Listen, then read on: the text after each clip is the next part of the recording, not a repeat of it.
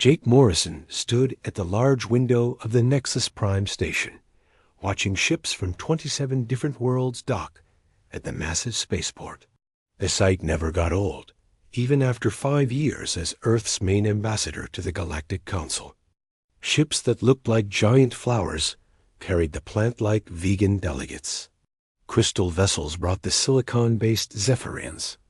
Dark metal warships delivered the warrior Drakmori. Beautiful sight, isn't it? Dr. Lisa Hamilton joined him at the window.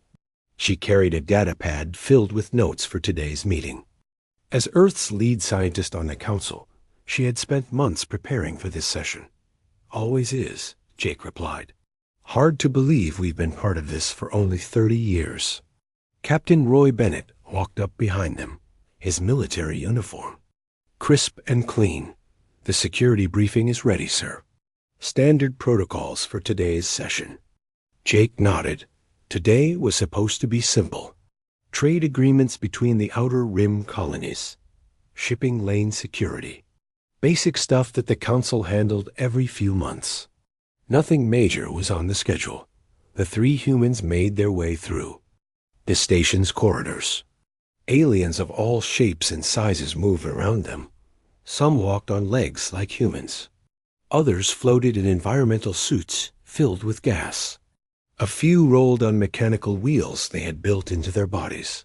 Most aliens nodded politely to the human delegation. Humans had a good reputation in the Council. They were reliable trade partners.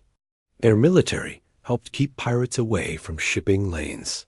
Human doctors had cured diseases that had killed millions across the galaxy. The council chamber was huge, with seats arranged in a circle. Each species had their own section designed for their specific needs. The human area had simple chairs and desks, much like a classroom back on Earth. Jake took his seat and looked around the room. Something felt different today.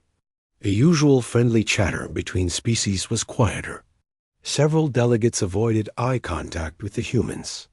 The Drakmori ambassador, who normally at least nodded in greeting, stared straight ahead. Chancellor Vextai of the Zephyrians called the meeting to order. His crystal body caught the light and threw rainbow patterns across the walls. Honored delegates, we gather today for important business. Jake expected him to start with the shipping agreements. Instead, Vextai turned toward the human section. His voice carried clearly through the chamber's translation system. The Council has reviewed the matter of human membership over the past several months. After careful consideration, we have reached a decision.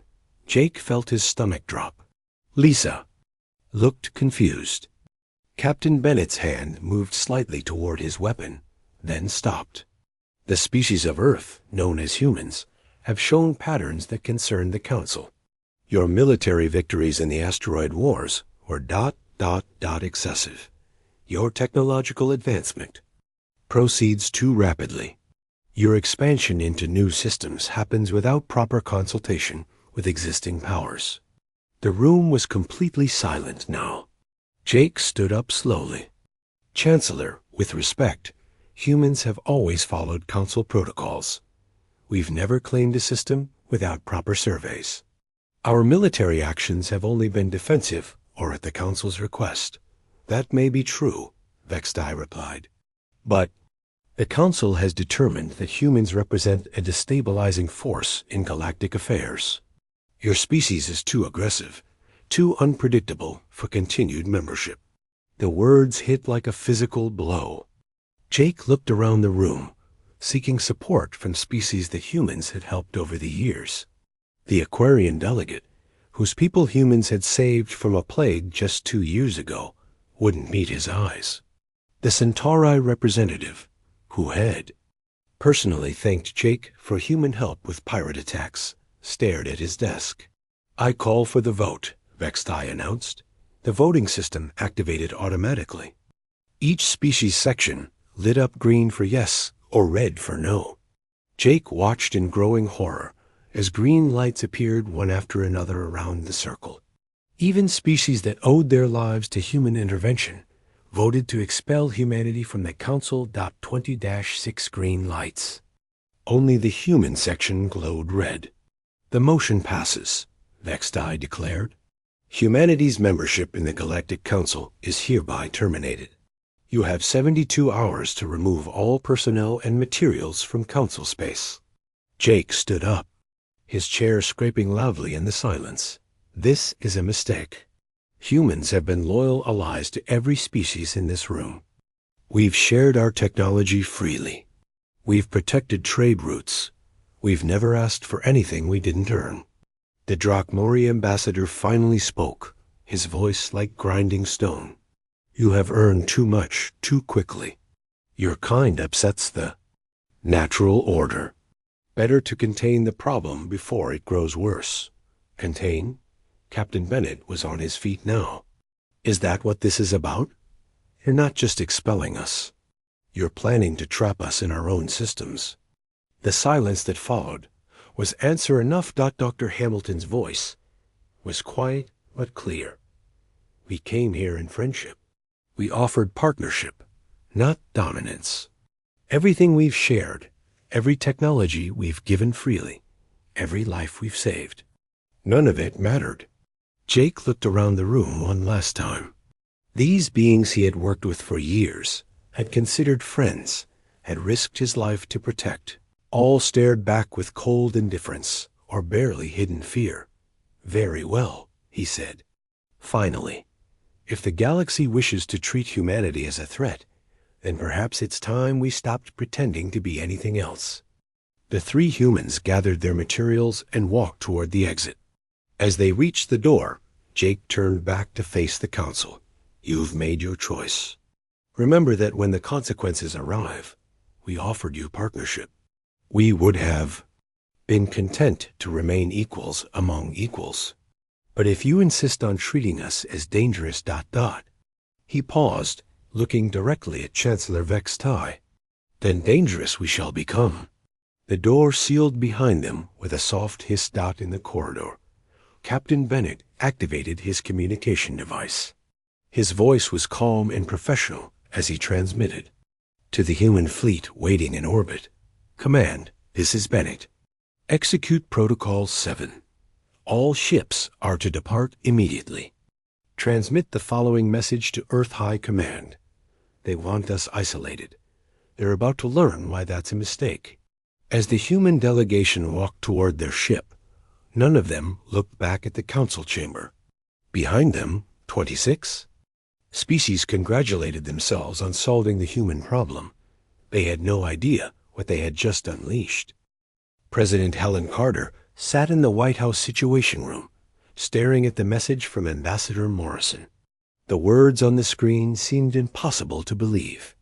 Expelled, cast out, treated like criminals after 30 years of faithful service. To the galaxy.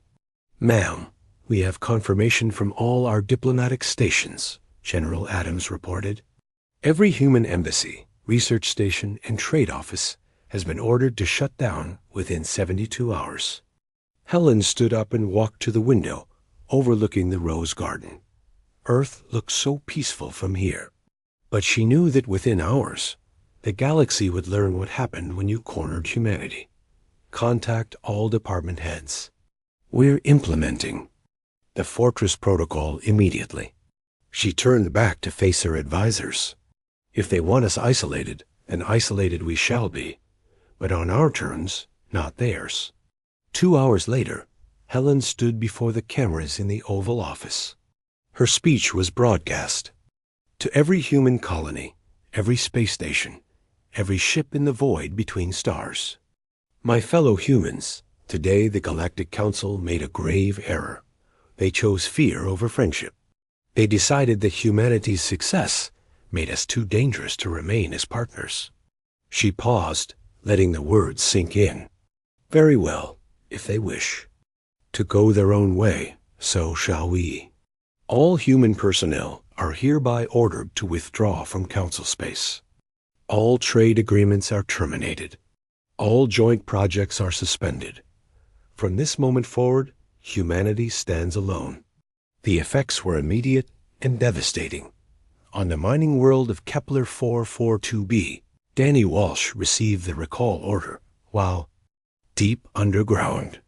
He was the chief engineer of the most productive mining operation in the galaxy. The alien miners around him had no idea what was coming. "Sir, we're getting reports of equipment failures," his assistant reported. "The deep core extractors are shutting down." Danny smiled grimly. "They're not failing. I'm turning them off." He activated his communication device. "All human personnel, begin immediate shutdown of all equipment. Lock down the control systems. We're going home." The alien supervisor came running. "Danny, what are you doing?" "We need those machines running. The whole planet's economy depends on this operation." "Not anymore," Danny replied. "The Galactic Council just taught us that humans aren't welcome. So we're taking our toys and going home." Within 6 hours, the planet's mining output dropped by 70%. The sophisticated extraction methods that had made the operation so profitable were gone. The alien workers stood around uselessly, staring at machines they couldn't operate. Without human expertise, similar scenes played out across the galaxy. On the medical research station orbiting Europa, Dr. Patricia Lee was deleting 15 years of research data. Her alien colleagues watched in horror. "Patricia, you can't do this," Dr. Zentel pleaded. The insect-like scientist had worked with humans for over a decade. "The cure for wasting syndrome is almost complete. Millions will die without this research." "Then perhaps the Council should have thought of that before they expelled us," Patricia replied coldly. She input the final deletion command. Years of collaborative work vanished in seconds. The data is based on human biological insights. Without humans to continue the work, it's useless anyway. "But we can learn. We can adapt the research methods." Zentel insisted. Patricia shook her head. "No, you can't. That's the point you all missed. Humans don't just collect data differently. We think differently. Our research methods come from a completely different way of understanding life itself." She packed her personal belongings while her alien colleagues stood in stunned silence. They were just beginning to understand what they had lost. On the trade routes between the inner systems, the withdrawal of human cargo ships created immediate chaos. Captain Steve Parker received his recall orders while escorting a convoy through the dangerous nebula zone. "Sir, the alien merchants are asking why we're leaving," his communications officer reported. "Tell them to ask the Galactic Council," Steve replied. "All human ships are to return to human space immediately." The convoy of alien merchants suddenly found themselves alone in space that had been safe only because of human protection. Within hours of the human escort's departure, pirates attacked. The alien ships had no defense against the sophisticated raiding techniques that human patrols had been keeping in check. The Centauri Merchant Guild lost 12 ships in the first day alone. Back on Earth, Dr. Lisa Hamilton was busy with a very different kind of work. The expulsion had freed her from the ethical constraints that alien partners had placed on human research. "The Council was right about one thing," she told her research team. "We have been holding back. We've been so worried about frightening our alien friends that we've kept our best innovations locked away." She activated several classified projects that had been suspended for years. Faster-than-light communication systems that could revolutionize space travel, medical treatments that could extend human lifespans by centuries, weapons technology that made current galactic military equipment look like children's toys. "No more restrictions," she announced. "No more committees to approve our research. No more alien partners worried about us advancing too quickly. We're free to be as innovative as we want to be." The research teams got to work with enthusiasm they hadn't felt in years. In the Outer Rim territories, Admiral Bennett was overseeing the construction of massive new installations. The projects had been planned for years, but never built because of treaties with alien governments. "Sir, the Zephyrian patrol just passed by again," his aide reported. "They seem very interested in what we're building." "Let them look," Bennett replied. "They'll find out what it is soon enough." The installations were unlike anything in the Galactic database. They used technology that pushed the boundaries of known physics. When completed, they would make human space essentially impregnable. President Carter's second address to the nation came 3 days after the first. This time, her tone was different, confident, almost cheerful. "My fellow humans, the initial phase of our withdrawal is complete. Our people are coming home. Our technology is being secured. Our enemies have revealed themselves." She smiled. They wanted to see what humans could do without their supervision. They're about to find out. Across the galaxy, alien governments were beginning to realize the scope of their mistake. Production was down. Trade routes were unsafe. Research projects were failing. The careful balance of galactic civilization was crumbling in inhuman space, protected by defenses the aliens couldn't understand, powered by technology they couldn't. Imagine humanity was preparing for what came next. The galaxy had taught them a valuable lesson about the true nature of interstellar politics. Humans were quick learners. Now it was time for the teacher to become the student. 6 months had passed since humanity's expulsion from the Galactic Council. The galaxy was beginning to understand the true cost of their decision. Chancellor Vextai stood in his crystal office on Nexus Prime, reading reports that made his translucent form flicker with worry. The latest intelligence briefings painted a picture he had not expected when the Council voted to remove humanity. "Sir, we have another emergency request from the Altair system," his aide reported. "The asteroid field is still drifting toward their colonies. Without human gravitational manipulation technology, they cannot redirect it." Vextai's crystalline features darkened. Human deep space engineering crews had been managing dangerous asteroid fields for 20 years. Their gravitational manipulation technology was so advanced that other species had stopped developing their own methods. Now 12 billion aliens faced death because no one else knew how to move space rocks safely. "What about the evacuation efforts?" "Failing, sir. The logistics are too complex without human coordination systems. They estimate only 30% of the population can be moved before impact." On the far side of the galaxy, the Drakmori Empire was facing its own crisis. General Kraft stood before Emperor Doomvar, delivering news that no warrior wanted to hear. "My lord, the food production crisis grows worse. The fungal infection has spread to 6 more agricultural worlds. Our scientists cannot synthesize the enzyme needed for treatment." The Emperor's red eyes glowed with rage. "What of our demands to the human colonies? Surely they will provide the cure in exchange for proper compensation." "They refused, my lord. Dr. Kevin Brooks, the human who developed the treatment, sent a simple message. The Galactic Council decided humanity was too dangerous to associate with. We are merely respecting their wishes." Emperor Doomvar slammed, his clawed fist on his throne. In their arrogance, the Drakmori had been the loudest voices calling for human expulsion. Now their people faced starvation because of that decision. Meanwhile, in the shipping lanes between the core worlds, chaos ruled where once there had been order.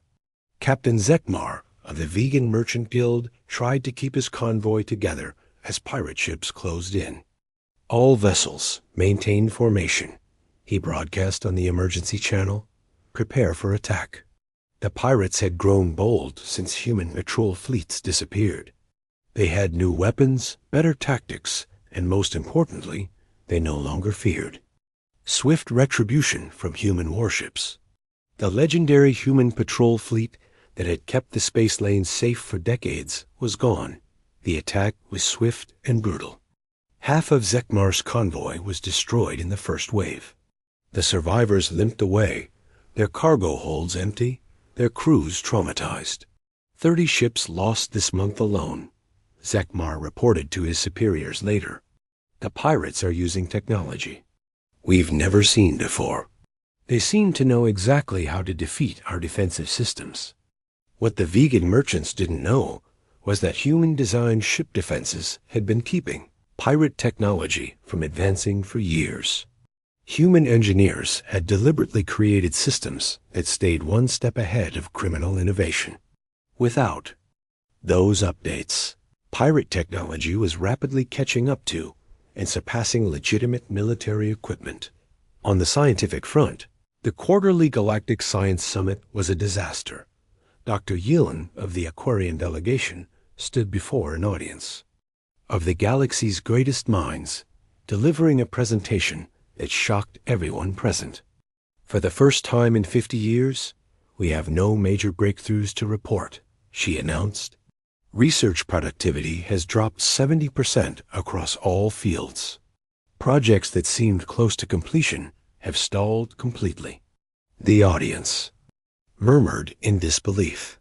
The Science Summit had been the pride of galactic civilization, showcasing new discoveries that improved life for billions. The problem is clear, Dr. Yilin continued. Human researchers didn't just contribute data. They provided unique approaches to problem solving that we had come to depend on. Their absence has revealed how much our own scientific methods had become supplemented by human innovation. In a private meeting after the summit, the lead scientists from 12 species gathered to discuss the crisis. My research team has been working on the same protein synthesis problem for 4 months, Dr. Hextall reported. Before the humans left, Dr. Patricia Lee could have solved it in 2 weeks. It's worse than that, another scientist added. We've discovered that many of our recent advances were actually based on human insights that we didn't fully understand. Without humans to explain the underlying principles, we can't even maintain our current technology levels. Back on Earth, Ambassador. Jake Morrison sat in his new office in the Department of Galactic Affairs. The department had been created to handle the increasing number of communication attempts from alien governments. His desk was covered with messages, offers, and increasingly desperate pleas. Sir, we have another formal request from the Centauri Federation, his secretary reported. They're offering exclusive trade rights in exchange for resumed shipping protection. Jake looked at the message and smiled coldly. Send the standard response. The Galactic Council determined that association with humanity was dangerous. We are simply respecting their decision. The standard response had become humanity's answer to every alien request. Polite, professional, and completely inflexible. Dr. Lisa Hamilton was having the time of her life. Released from the ethical committees and approval processes that had slowed her research for years, she was making breakthrough discoveries almost daily. The new engine design is complete, she announced to her team. Initial tests show we can achieve faster-than-light travel without the dimensional stress that limits current galactic technology. Her assistant looked at the data with amazement. Dr. Hamilton, this would revolutionize space travel. Why didn't we develop this years ago? Because our alien partners were concerned about the implications, Lisa replied. They worried that giving humans this level of mobility would be destabilizing. They were probably right. On the edges of human space, Admiral Bennett supervised the completion of the mysterious installations that had been under construction since the expulsion. The structures were massive, incorporating technology that pushed the boundaries of physics. Sir, we're detecting Zephyrian scout ships at the system perimeter again, Captain Emma Stone reported. They seem very interested in our construction activities. Let them look, Bennett replied. When they report back to their superiors, make sure they understand what they've seen. The scout ships departed quickly after their sensors picked up energy readings that shouldn't have been possible. The installations weren't just defensive systems. They were a demonstration of technological capability that exceeded anything in The Galactic Database. President Carter's latest address to the nation was broadcast throughout human space and somehow found its way to alien communication networks across the galaxy. My fellow humans, 6 months ago, the galaxy chose to treat us as a threat. Today, I can report that we have exceeded their expectations. Her smile was confident and slightly predatory. Our colonies are thriving. Our technology advances daily. Our defenses grow stronger. We are no longer the junior partners seeking approval from older civilizations. We have become something new. She paused, looking directly into the camera. The galaxy wanted to see what humans could accomplish without their guidance. The answer should terrify them. Across alien space, government officials watched the broadcast with growing dread. They were beginning to understand that their solution to the human problem had created a much bigger problem. Humanity was no longer asking for permission to be great. They were simply being great, and the galaxy was starting to realize just how dangerous that could be. 1 year after the expulsion, the Galactic Council held its most important emergency session in a century. The chamber that had once been filled with confident voices now buzzed with whispers of fear and regret. Chancellor Vextai looked around. The room had representatives from species facing economic collapse, technological failure, and security disasters. The decision to remove humanity from the Council was proving to be the worst mistake in galactic history. The intelligence reports are clear, announced Prime Minister Kelvar of the Andromedan Union. Humanity has not just survived their isolation. They have thrived beyond our worst fears. The holographic display showed images that made several delegates gasp. Human colonies that had been small settlements just 1 year ago were now sprawling cities. Worlds that had been barren rock were now green with impossible gardens. Ships moved through space using propulsion systems that violated known physics. How is this possible? Asked the Centauri representative. Our projections showed that human expansion would slow without access to galactic resources. Dr. Angela Martinez stepped forward. She had been a human researcher who married a Centauri citizen years ago. Her testimony was classified at the highest levels. Honorable delegates, I must share what I learned during my years working with human scientists. She began. Before the expulsion, human researchers were deliberately limiting their work. They were afraid of frightening their alien partners with the true scope of their capabilities. The chamber fell silent. The technologies you see now are not new. Inventions, Angela continued. They are old projects that humans had shelved because we asked them to slow down. The expulsion removed those restrictions. Chancellor Vextai's crystal form flickered with distress. You mean they were holding back intentionally? Not just holding back, Angela replied. They were actively hiding their most advanced research. Human scientists told me they had developed faster than light communication 15 years ago, but kept it secret because alien governments worried about the military implications. They perfected matter-energy conversion a decade ago, but didn't announce it because we feared it would destabilize galactic economics. The Drakmori representative stood up, his voice shaking with rage. You're saying humans could have solved our food crisis years ago, but chose not to share the technology? No, Angela said firmly.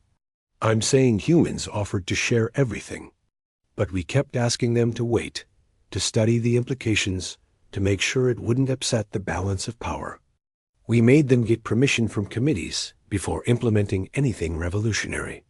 The truth hit the chamber like a physical blow. The galaxy had not just expelled humanity. They had freed them from decades of artificial constraints. There's more, Angela continued. The installations Admiral Bennett built in the Outer Rim are not just defensive systems. They're technology demonstrations. My sources indicate that humans have developed energy shields that can protect entire star systems. Their new weapons can disable fleets without destroying them. They've essentially become immune to conventional military action. The Aquarian delegate spoke up, her voice barely above a whisper. Our military advisors believe a single human ship could defeat our entire fleet. Admiral Kextall of the Drakmori Empire confirmed the worst fears. We sent a battle group to test human defenses last month. One human vessel, commanded by Captain Emma Stone, met our entire force. She used some kind of space-bending technology to disable our ships without firing a single conventional weapon. Our warriors never had a chance to fight. Emperor Doomvar's message to the Council was delivered by recorded hologram, his red eyes burning with humiliation. The humans returned our fleet to us, towed behind their single ship. They included a message. The Galactic Council taught us that the galaxy respects only strength. We are grateful for the lesson. The implications were clear. Humanity had become the dominant military force in the galaxy by accident. Their expulsion had forced them to develop technologies that made them essentially invincible. What about diplomatic contact? Ask the vegan representative. Surely they'll negotiate. Humans were always reasonable. Ambassador Morrison's response to their latest diplomatic overture was displayed on the chamber's main screen. His words were polite, but carried the weight of absolute authority. The former human ambassador writes that humanity appreciates the Council's interest in renewed relations. Chancellor Vextai read aloud. However, humans have learned to prefer independence. Any future relationship must acknowledge the new reality of human supremacy in galactic affairs. Supremacy? The word caused an uproar in the chamber. He's not demanding it, the Centauri delegate pointed out. He's simply stating it as fact. The horrible truth was that Morrison was right. Human colonies were expanding at an unprecedented rate. Their technology was decades ahead of anything in the galactic database. Their military was unbeatable. They had become the dominant species without even trying. We created exactly what we feared, Chancellor Vextai said finally.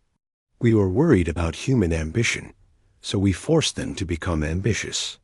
We feared their military capability, so we forced them to become militarily superior. We wanted to contain their expansion, so we gave them reasons to expand without limits. The session continued for hours as delegates shared reports of human activities. Trade requests were being answered, but only on human terms. Protection services were available, but under human command. Technology sharing was offered, but strictly. One-way. The galaxy was learning to live under human authority, and the strangest part was that humanity was governing with the same fairness they had shown as council members. They were not cruel masters. They were simply no longer asking for permission to be great. President Carter's latest address had been broadcast to every world in the galaxy. Her message was simple and terrifying in its calm confidence. To the species of the galaxy, humanity bears no grudge for past decisions. We understand that fear drove your actions. But understand this, we are no longer the junior partners seeking your approval. We are the dominant force in galactic civilization, and we will act accordingly.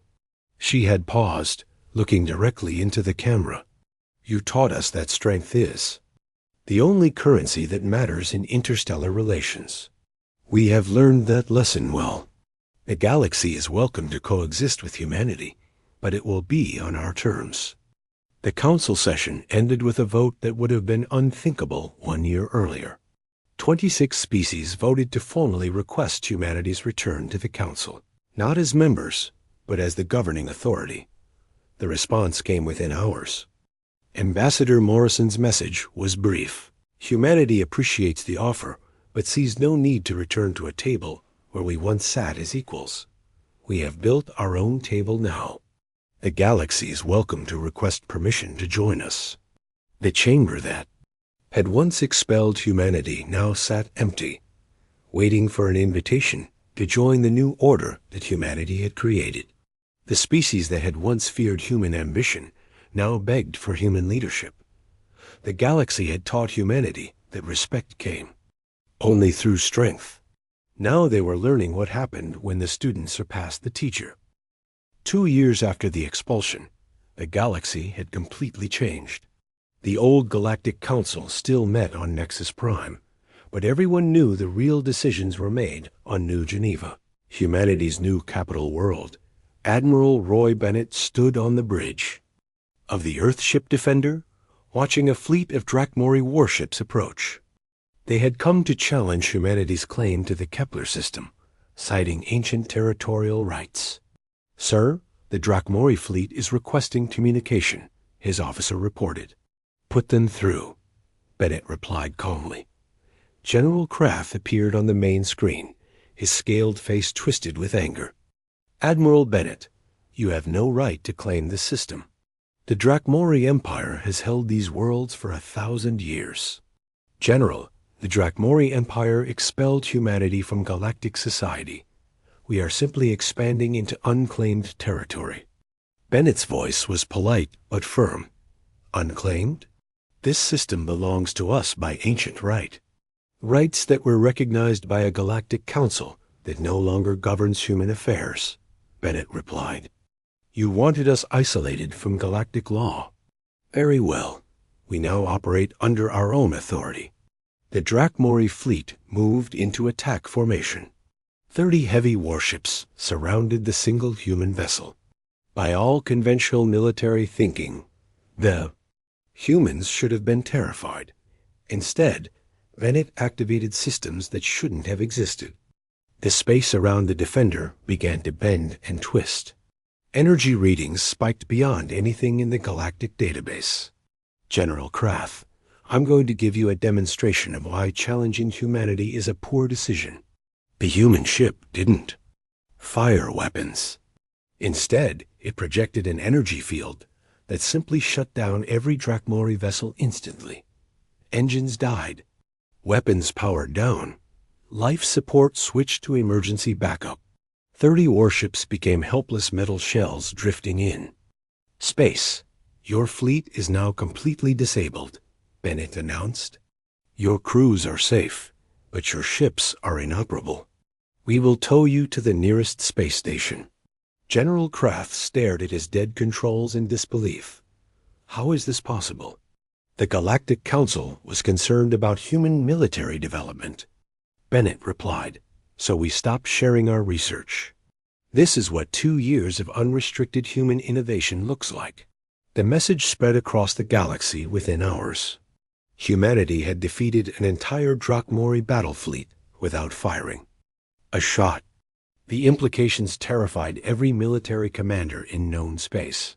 On New Geneva, President Helen Carter met with Jake Morrison, now titled as humanity's first speaker. The old diplomatic protocols were gone. Humanity no longer needed to ask permission from anyone. "The requests keep coming in," Jake reported. 17 species have formally requested protection agreements. The Vegan Merchant Guild wants to surrender their entire fleet to human command. The Aquarians are offering to become a human protectorate. Helen smiled. "And our response? Case-by-case evaluation. Some species have proven they can be trusted. Others need to demonstrate their commitment to the new order." The new order was simple. Humanity would protect those who accepted human authority. Technology would be shared, but only in one direction. Military cooperation existed only under human command. The galaxy could have peace and prosperity, but they would have it on human terms. Dr. Lisa Hamilton's research facilities on New Geneva had become the most advanced scientific center in the galaxy. Projects that would have taken decades under the old system were completed in months. "The new terraforming process is ready for testing," she announced to her team. "We can transform a dead world into a garden planet in 18 months instead of 50 years. Her assistant looked at the data with amazement. "Dr. Hamilton, this will revolutionize colonization. We could settle 100 new worlds in the time it used to take for 5. "That's the idea," Lisa replied. The galaxy wanted to contain human expansion. Instead, they gave us reasons to expand faster than ever before.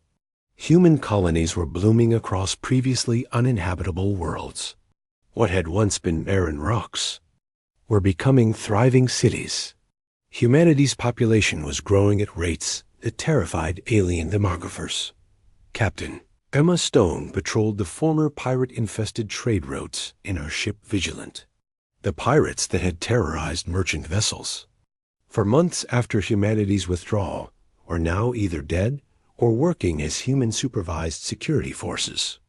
Captain, we're receiving a distress call from a Centauri convoy, her communications officer reported. Respond immediately, Emma ordered. All human-protected shipping lanes are to be kept completely safe. The pirates that attacked merchant ships under human protection learned quickly that such actions carried a death sentence. Human patrol ships didn't negotiate with criminals. They simply eliminated them. Trade was flowing again, safer than it had ever been under the old council system. But now it flowed according to human priorities and human schedules. On Nexus Prime, Chancellor Vextai read the latest reports with growing despair. The Galactic Council was becoming irrelevant. Species were leaving to join humanity's growing alliance. Those that remained did so only because humans hadn't yet decided whether they were worth incorporating. Sir, we have a message from President Carter, his aide reported. The message was brief, but carried enormous implications. The government of United Humanity cordially invites remaining council species to apply for inclusion in the human galactic Commonwealth. Applications will be reviewed based on each species' previous commitment to galactic peace and cooperation. It was an invitation, but everyone understood it was really an ultimatum. Join the human-led order, or be left behind in a galaxy that no longer cared about the old ways. The responses came quickly. One by one, species that had voted to expel humanity now begged to join the Commonwealth. They offered tribute, technology, and complete submission to human authority. Some requests were accepted. Others were politely declined. Humanity had learned to be selective about their friends.